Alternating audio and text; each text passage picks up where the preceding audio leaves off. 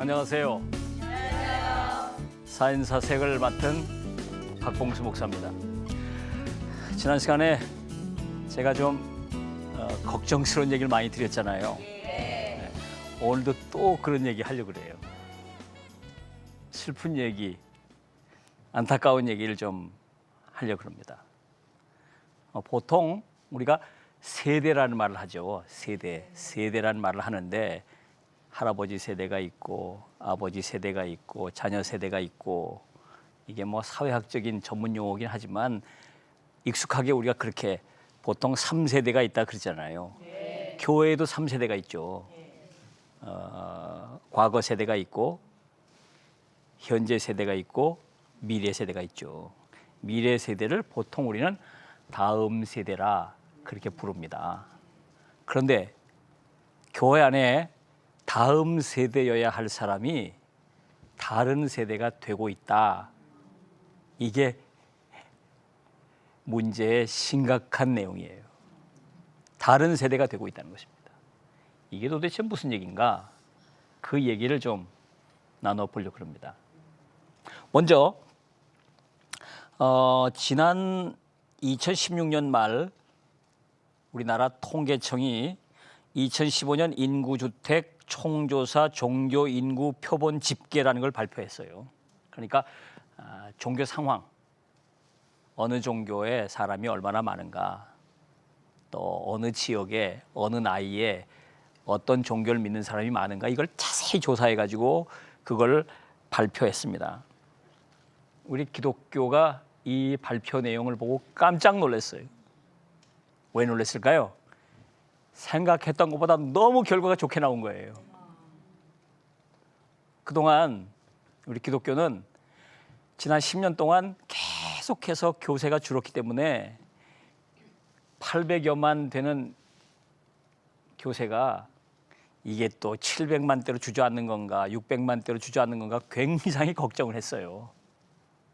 10년마다 조사하거든요. 10년마다. 그러니까 2005년, 2015년 조사했는데 2015년 결과를 발표했다고 말이에요. 제일 뭐 교세가 막 줄어든다는 얘기를 우리가 하고 걱정하고 있던 때니까 당연히 줄었겠지 그랬는데 놀랍게도 교세가 대폭 늘은 거예요. 그래서 불교를 누르고 우리 기독교가 한국에서 1위 종교로 부상을 한 것으로 나타났어요. 968만 명으로 19.7%, 불교는 762만 명으로 15.5%, 천주교 389만 명으로 7.9%로 집계됐다는 것입니다. 지난 10년 동안 개신교 신자는 845만 명에서 123만 명, 15%가 늘었어요. 그러나 불교 신자는 296만 명 줄었고 천주교도 113만 명이 감소했습니다. 깜짝 놀란 거죠. 한편으로는 우리 기독교적 입장에서 볼 때 너무 좋은데 그런데 뭔가 찜찜해요. 이건 뭐 어떻게 된 건가 이게. 우리는 계속 준다고 그랬는데 어떻게 이게 늘었을까? 그러니까 이 조사는 뭐냐면 우리 기독교에서 우리 교세가 몇 명이다라고 발표한 게 아니라 국가가 각 개인들에게 물어본 거죠. 당신 종교가 뭡니까? 그걸 종합해 본 거니까 객관적인 내용이잖아요. 우리 스스로 몇 명이다라기보다도 객관적인 거니까 당연히 줄었겠다고 생각했는데 이게 대폭 늘어난 거예요. 이것 때문에 우리 교계가 도대체 어떻게 된 건가? 이걸 연구하려고 여러 가지 이제 연구 결과를 발표했는데 제가 그 얘기 하려고 그런 건 아니고 어쨌거나 거기서 중요한 건 이단이 많이 들어가 있다는 거예요. 이단도 나 이단 그렇게 얘기 안 하고 종교가 뭡니까? 그러면 기독교라고 얘기하는 거죠. 게다가 교회는 안 다니는데 기독교라고 동그라미 친 사람들이 많이 있죠. 그걸 뭐라 그런다고요? 그런 사람들은 뭐라 그런다고 들어보셨어요? 가나안 교인. 안 나가를 거꾸로 한 거잖아요. 기독교 종교는 기독교라고 그러는데 교회는 안 간다, 안 나간대 거꾸로 가나안 교인. 모르셨어요? 네. 가나안 교인이 100만 명이 넘는다는 거예요. 그런 걸 다 합하니까 이게 대폭 늘어난 거예요. 그런데요, 더 우리를 혼란스럽게 하는 것이 있어요. 이것보다 더 혼란스럽게 하는 게 있는데 바로 다음 세대 개신교 신자 수 통계 결과입니다. 말씀드린 그 통계청 결과를 보면 우리 전체 기독교인 수가 19.7%라고 그랬는데 청소년들 15세에서 19세 청소년들에게 물어봤어요. 너 종교가 뭐냐? 기독교입니다. 그렇게 동그라미 친 아이가요, 무려 20.5%나 되는 거예요. 20.5%.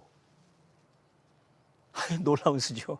왜 놀라운 수냐면 우리 교계에 청소년 선교단체, 청소년 사역을 하는 사람들이 조사해 보니까 청소년 복음화율이 3.8%밖에 안 된다는 거예요. 3.8%밖에 안 된다는데 아니 20.8%니까 이게 도대체 어떻게 된 거냐? 깜짝 놀란 거죠. 또 청년도 마찬가지예요. 청년 20세에서 24세 기독교인 비율이 18% 나타났어요. 마찬가지로 대학생들 사역하고 있는 대학생 사역자들이 복음화율을 조사해 보니까 4%밖에 안 나와. 이거 어떻게 된 걸까요, 이게? 이게 이해가 안 되는 거예요, 이해가 안 되는 거예요. 도대체 이게 어떻게 된 건가? 그래서 제가 조사를 좀 해봤어요. 그랬더니요, 질문 문항이 달라요. 정부가 청년들에게 물은 질문에는 당신의 종교가 무엇입니까? 기독교, 가로 열고 개신교. 그렇게 물었어요. 그러니까 불교냐, 개신교냐, 천주교냐, 뭐 원불교냐, 기타 등등. 동그라미 치는 건데 나의 종교는 개신교입니다라고 동그라미 친 사람이 20.8%가 됐다는 겁니다. 그런데 아까 말씀드린 대로 청소년 사역단체가 뭐라고 물었을까요? 예수 믿나? 물은 거죠. 교회를 다닙니까? 예수를 믿으십니까? 그걸 물었다니까요. 근데 그럴 때는 대답을 못한 거예요. 예수를 믿나? 그러니까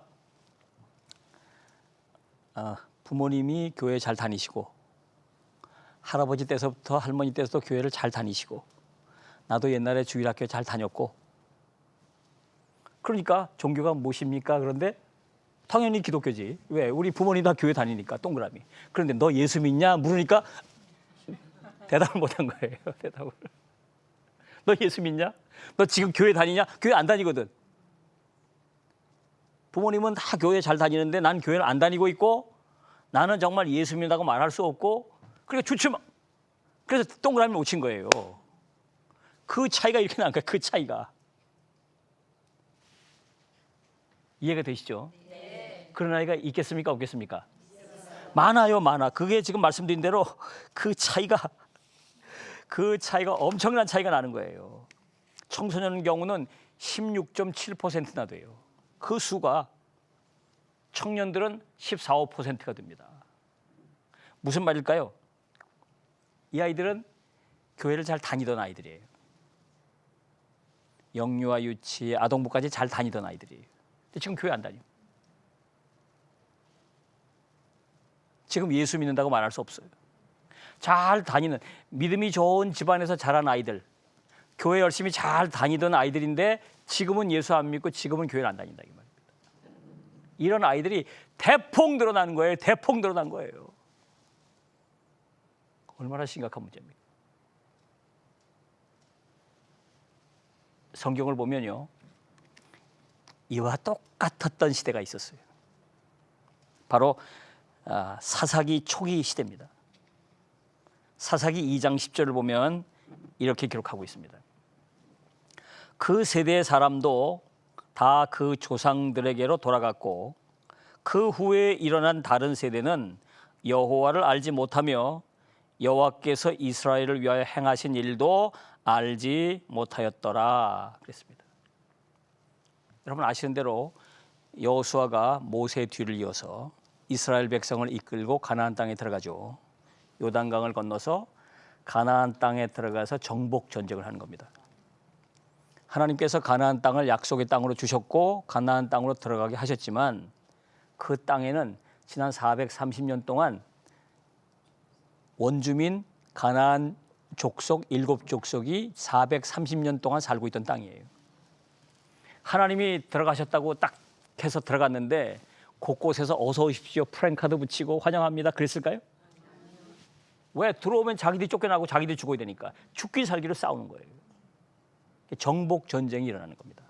여리고 성을 무너뜨리고 아이 성을 점령해 들어가고 남쪽으로 북쪽으로 여호수아가 살아있는 동안 계속 들어가서 정복 전쟁을 하는 거예요. 그 정복 전쟁이 끝나고 그 땅을 대체로 다 가나안 땅을 물론 부분적으로 남았지만 대체로 다 점령한 뒤에 여호수아가 세상을 떠나고 함께 했던 그 세대들이 다 세상을 떠났습니다. 그 다음 세대가 일어났죠. 그런데 놀라운 건 그 다음 세대가 하나님을 모른다는 거예요. 하나님께서 그동안 이스라엘 백성들을 출애굽시키시고 요단강을 건너게 하시고 가나안 정복 전쟁 때 놀랍게 역사하셨던 그 일들을 저들이 모른다는 겁니다. 그러니까 하나님의 백성들의 자손이지만 하나님을 안 믿는 거죠. 이것을 사사기 2장 10절에서 뭐라고 그랬냐면 다른 세대가 일어났다 그래요. 다른 세대. 다음 세대여야 하는데 다른 세대가 일어났다는 것입니다. 이게 심각한 문제인 거죠.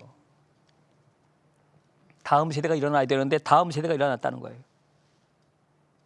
오늘 한국 교회 안에도 이런 일들이 일어나고 있어요. 아까 제가 말씀드린 대로 기독교라고 동그라미 쳤는데 예수 믿는다고 말할 수 없는 아이들. 종교가 뭐냐고 물을 때 기독교라고 답을 했는데 교회는 다니지 않고 있는 아이들. 이런 아이들이 성경적으로 볼 때 다음 세대여야 하는데 다른 세대가 된 것입니다. 그 수가 지금 교회에 남아있는 아이들보다 훨씬 더 많아요. 청소년, 청년들, 교회에 남아있는 아이들이 약 4%, 5% 정도 되는데 다른 세대로 예수 믿는 가정에서 자랐지만 교회 다니지 않는 아이들은 15%가 넘는 거예요. 무려 3배 이상이 되는 거예요. 이게 오늘 한국 교회의 심각한 문제 가운데 하나입니다. 그러면 왜 다른 세대가 일어났을까요? 왜 다음 세대가 뒤를 이어야 할 텐데 왜 다른 세대가 일어났을까요? 왜? 얘기는 아주 간단합니다. 여호수아가 신명기 6장 4절에서 가나안 땅에 들어갈 때 가나안 땅에 들어가는 이스라엘 백성들에게 신신당부를 했어요. 뭐라고 했냐면 이스라엘아 들으라 우리 하나님 여호와는 오직 유일한 여호와시니 너는 마음을 다하고 뜻을 다하고 힘을 다하여 내 하나님 여호와를 사랑하라.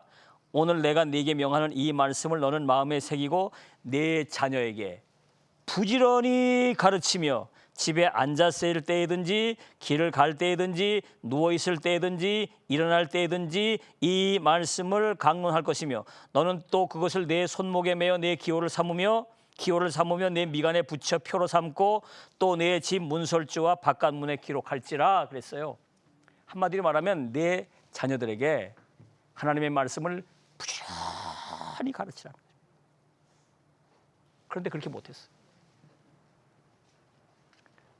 가나안 땅에 들어가가지고 정복 전쟁하느라고 사느냐 죽느냐 전쟁하느라고 거기에 매달리다 보니까 자녀들 믿음 생활 잘하도록 신앙 훈련시키는 일을 제대로 못했던 것입니다. 그래서 정작 가나안 땅은 점령을 했는데 자기들이 죽을 때 보니까 그 다음 세대들이 하나님을 안 믿는 꼴이 된 거예요. 다른 세대가 돼버렸다 그 말입니다. 오늘의 한국 교회도 마찬가지입니다. 오늘의 한국교회도. 지난 세대가 전도하느라고 얼마나 애를 썼어요. 교회가 크게 부흥했습니다. 세계 선교하느라고 얼마나 애를 썼습니까? 선교사 많이 보내가지고 세계 선교 초강국이 됐어요. 한국이. 복음을 전하고 이 땅에 하나님의 나라 확장하는 일을 그렇게 애쓰는 가운데 정작 자기 자식들, 자기 다음 세대들에게는 하나님의 말씀을 가르치지 않았다는 것입니다. 신앙 대입기를 제대로 하지 못했다는 거예요. 그래서 문제가 된 것이죠.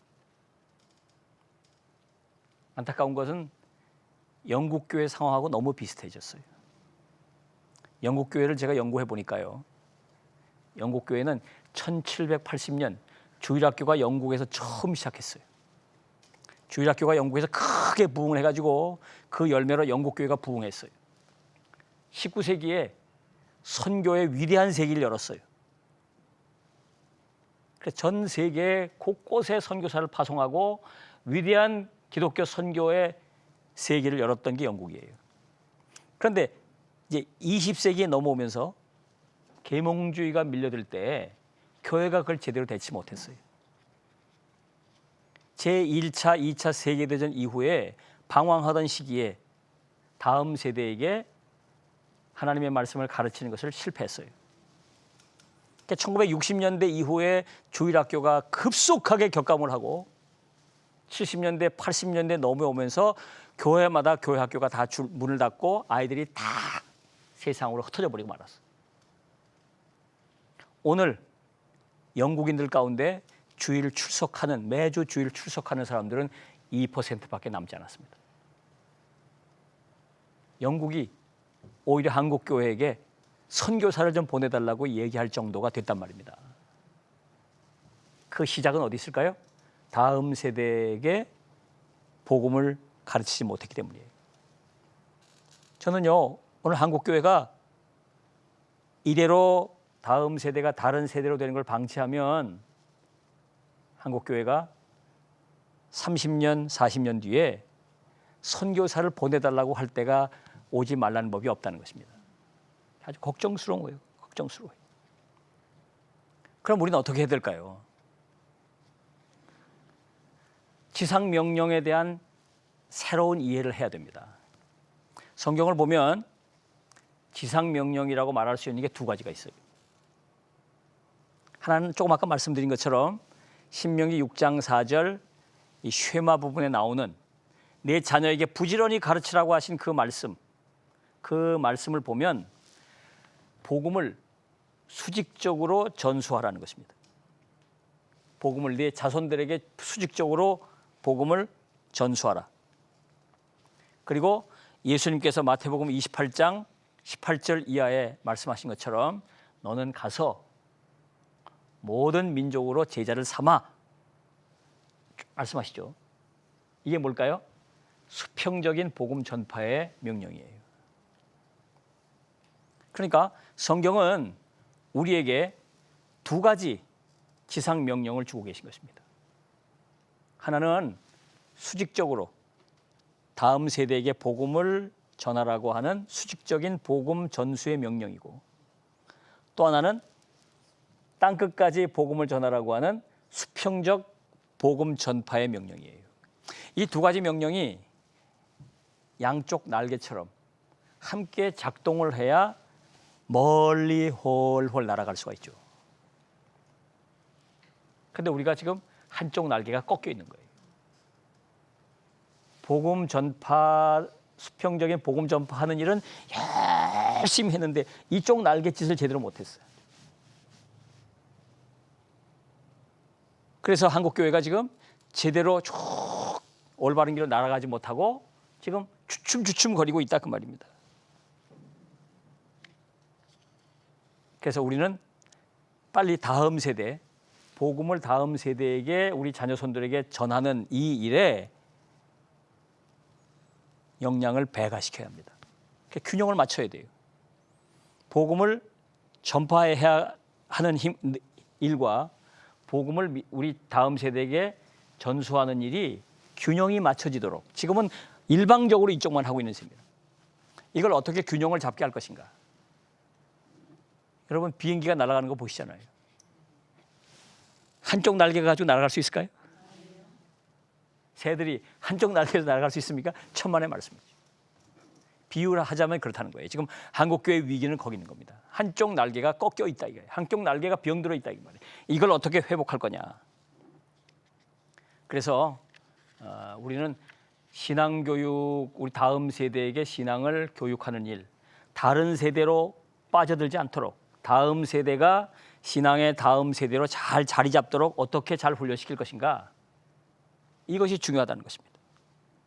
그래서 우선 정말 중요한 건 교회 학교를 신앙교육의 장으로 다시 세워줘야 돼요. 교회 학교가 지금 보통 위기가 아니에요. 교회 학교가 정말 보통 심각한 문제가 아니에요. 이 이야기는 제가 다음 시간에 교회 학교에 관한 얘기는 좀 자세하게 말씀을 드리려고 그래요. 또 하나는 이것보다 더 심각한 문제가 있는데 각 가정에서 자녀들 신앙 양육하는 게 지금 보통 문제가 아니에요. 이건 또 그 다음 시간에 말씀드릴 거예요. 두 가지 좀 그럼 구체적으로 우리가 어떻게 할 거냐 이 문제에 관한 이야기를 이제 하나씩 나눠서 드리려고 합니다. 이제 정리를 좀 해보면요. 말씀을 드린 대로 오늘 우리 한국교회의 문제는 마치 사사시대의 상황하고 너무 비슷해요. 오늘 우리에게 닥친 문제를 해결하기 위해서 거기에 집중하다가 우리 다음 세대를 믿음의 사람으로 키워가는 일을 게을리했다 이거예요. 다음 세대에 대한 투자를 별로 하지 않았어요. 다음 세대를 위해 기도하는 일을 제대로 하지 않았어요. 다음 세대를 양육하는 일을 제대로 하지 않았어요. 그래서 다음 세대들이 다른 세대로 지금 변질돼 가고 있다는 것입니다. 이것을 막아야죠. 이것을 회복시켜야죠. 다음 세대가 일어날 수 있도록 그렇게 하기 위해서 교회 학교를 시급하게 회복시켜야 하고 각 가정에 신앙 교육을 제대로 할 수 있도록 세워가야 합니다. 이해가 되시죠? 네. 생각해보니까 심각한 것 같죠? 네. 이게 보통 문제가 아닌 거예요. 우리의 믿음을 대를 이어가야 할 다음 세대가 믿지 않는 다른 세대로 변질돼 가고 있으니까 여러분 자녀들을 좀 살펴보십시오. 여러분 자녀들은 다음 세대입니까? 다른 세대입니까? 다음 세대예요? 다른 세대예요? 잘 살피셔야 돼요. 다음 세대로 잘 세워가야 합니다. 다른 세대로 삐딱해지면 안 돼요. 그래서 우리가 먼저 우리의 가정, 믿음의 가정의 자녀들을 다음 세대로 세워야 하고 또 우리 교회 안에 있는 우리 다음 세대를 다른 세대가 되지 않도록 다음 세대로 잘 세워가야 하겠습니다. 함께 고민해 주시고 경청해 주셔서 감사합니다. 감사합니다.